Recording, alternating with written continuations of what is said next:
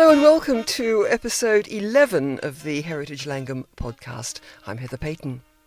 This month we're introducing some entirely new characters into our panoply of Flemings.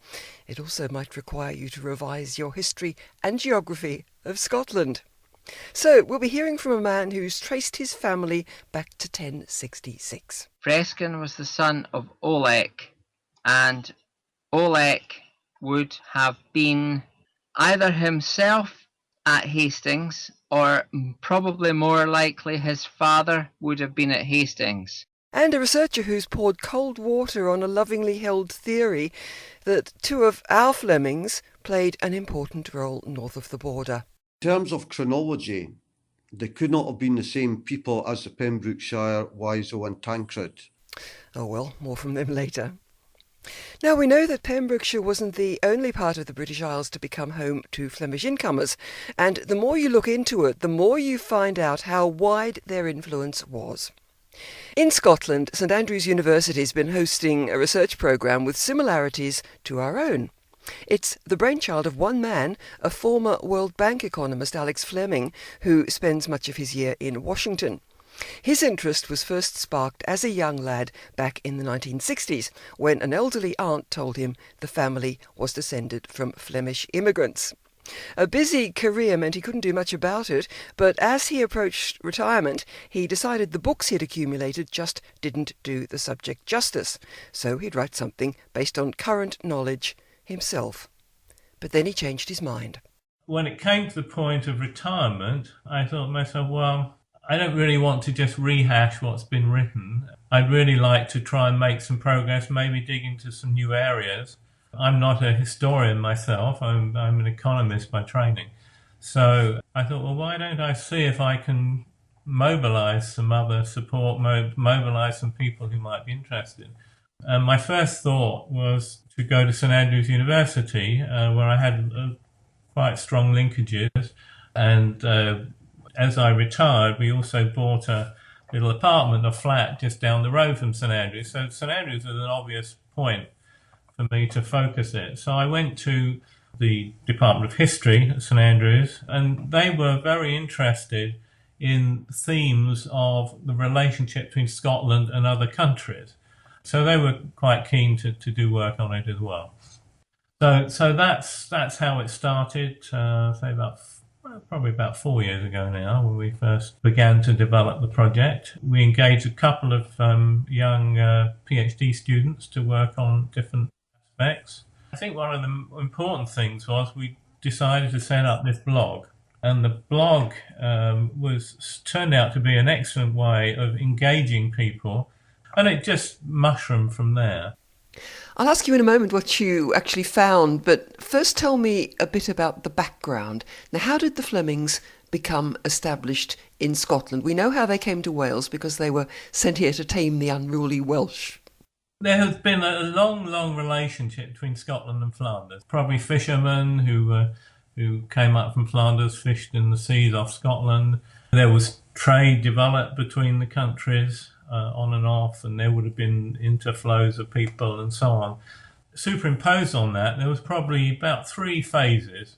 One was the phase where King David I, when he ascended the throne, wanted to bring in the Flemish. He met lots of Flemish people when he was in England. He managed to persuade some of them to come up to Scotland. I would call them more the elite Flemish. They were given land in various places.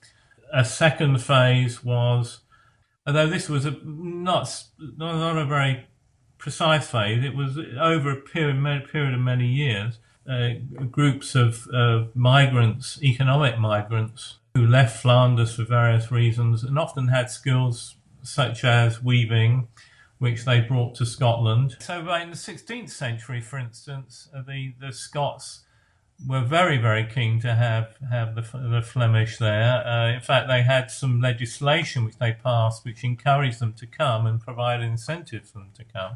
And then you had another period in the 16th, 17th century when there was possibly religious migrants who were fleeing from persecution in Flanders. Was there a point at which they were actually invited to subdue the locals, much like they were here in Wales? But that was, I think, the elite Flemings. There was an element of rebelliousness in the Scottish population. And I think particularly the group that went up to the Moray Firth, they certainly had a role in subduing that area. So is it possible to sum up what the project has found so far, the conclusions, the main conclusions? I think the feeling we have is that probably the Flemish people, their influence has been a bit understated in the traditional histories. And I think it's partly because the migration, if you like, taking place over such a long period of time, 600 years effectively, in these different phases, that probably there's been a bit of dilution of their impact. But probably when you pull it all together, it's certainly more of an impact than you would get from reading Scottish history books. We hardly ever mention the Flemish, actually. No, I was wondering, and this is slightly off the subject, if Scotland's experience of inward migration by the Flemings, and of course by many other groups over the years, has made it more receptive to present-day immigration, in which, of course, Scotland has figured in quite an interesting way. Yeah, that's a good point. I did wonder that myself, actually. I think the point of fact is that Scotland has always had a much stronger relationship with the continent than England has. A friendly relationship. You know, there's been the Scottish-French relationship, but then there's also been the Scottish-Flanders one. So yes, I think in general the Scots are a little bit more open-minded to relationships with the continent, and the fact that they've had Flemish immigrants as well as French Huguenot immigrants, incidentally, as well, could be one reason why that is the case. Alex Fleming of the Scotland and the Flemish People Project talking to me from Washington. Interesting to note that their research has, like ours, included a DNA project. They're still evaluating the results, but one thing it has shown is that men with the surname Fleming do not necessarily share the same bloodline, which maybe has implications for our roaches. Interesting also to note that it was the Scots themselves who imported the Flemings rather than having them imposed by an English king. But there's been much deliberation over where they came from and the routes they took. Here it's been almost an article of faith that two of the Flemings who left their mark in Wales, Tancred, who built Haverfordwest Castle, and Wiso or Wiso, who gave his name to Wisson, went off to Scotland to set up Flemish communities as so-called locators. But did they? Charles Rigg is a former history teacher who thinks not. No. I think if we start looking at the timings, I think that's the crucial thing. In the case of the Pembrokeshire Flemings, we know that Wiso, described as the leader of the Flemings, arrived about the year 1112. We also know that he was dead by about 1130. So, and similarly, Tancred at Haverfordwest was dead by that time too. Now, the timing of the arrival of the Flemish incomers to Upper Clydesdale in Scotland is much later. The first mention of the Clydesdale Wiso is during the 1150s, and Tancred quite a bit later. So in terms of chronology, they could not have been the same people as the Pembrokeshire, Wiso and Tancred. It's also important to remember that Wiso and Tancred were not uncommon names for the time. And the fact that the Pembroke, Wiso and Tancred were known Flemings has helped Scottish historians validate the Flemish character of Upper Clydesdale. But there's never been a suggestion from historians that they're the same people. Well, you've looked at the routes taken by Flemings to Scotland. Where do you think they actually came from? Was it from other parts of Britain or indeed from Flanders? The current thinking would appear to me to be that the Flemish settlement of Upper Clydesdale in the 1150s, 1160s was a second and permanent stage in a Flemish migration which possibly began in Yorkshire. And, we know there was a significant Flemish settlement in that part of England post-conquest period. And we also know that after Henry II became king in 1154, the Flemings in England were to be expelled. So there would be a pool of Flemings who, if invited to Scotland, would probably have welcomed, coming at that time. There's also another connection in Cleveland in particular. The Lord of Cleveland was Robert the Bruce, who was given lands in Annandale by David I. And when Bruce took Annandale, he brought with him knights from Cleveland, not from Normandy, and we think that a similar pattern happened in Upper Clydesdale. The person who we think was the locator was not Weso or Tancred, but was a person called Baldwin. Charles Rigg now researching the Scottish Flemings at the Biggar and Upper Clydesdale Museum in the Scottish Borders. Perhaps the next research programme should be the mystery over how Wiso or Wiso pronounced his name. So it looks as though the Flemings who went to that part of Scotland may have gone via Yorkshire and Cleveland, and that the dates for Wiso and Tancred from Pembrokeshire simply don't add up. Another theory bites the dust. But we know of at least one Fleming who did go to Scotland after spending at least some time in Pembrokeshire. Mark Sutherland Fisher is a beneficiary of DNA testing, and he's traced his Flemish ancestry back to a chap called Freskin, who appears in the same document that identifies Godebert, father figure of our Flemings. What we understand is that Freskin was the son of Oleg, and Oleg would have been either himself at Hastings, or probably more likely his father would have been at Hastings. Gosh. There were, as I understand it, basically two groups of Flemish who settled in Wales. The first group one could describe as Norman noblemen and connections who were given land as a reward for their service to William the Conqueror.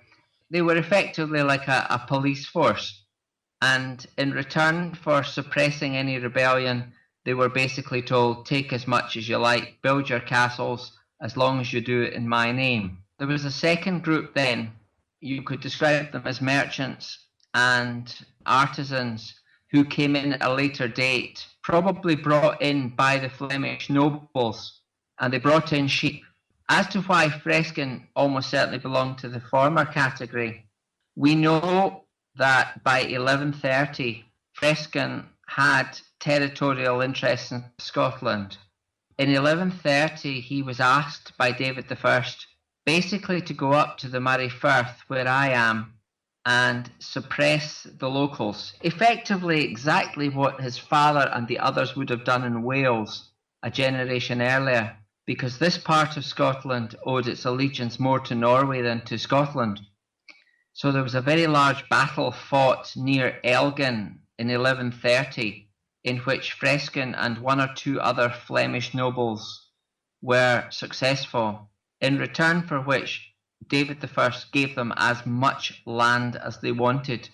Believe it or not, there remains in existence title deeds which King William the Lion of Scotland granted in the late 1100s to Freskin's grandsons, and they refer to Freskin serving King David I of Scotland.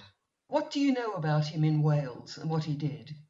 Well, interestingly, the pipe roll entry from 1130 indicates that he was being paid a fine. He was being charged a fine for not paying proper taxes to the Exchequer. So I rather think it suited him to go to Scotland because he'd got into a spot of bother with Henry I of England. Now, his father Oleg, we think we've identified him, described as a sergeant of the crown in a land court fight over in Cambridgeshire, where Oleg appears to have seized land which was supposed to have belonged to the church, and the church objected, and there was then a dispute over it. We now know through DNA that the Douglases, some of the Murrays, and Freskin's direct descendants all belong to the same family. Have you had your DNA done?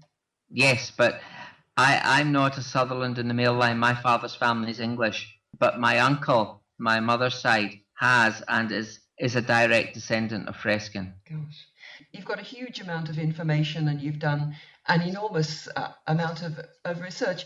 How do you feel about having this chap as your ancestor? Do you feel proud of him or what do you think?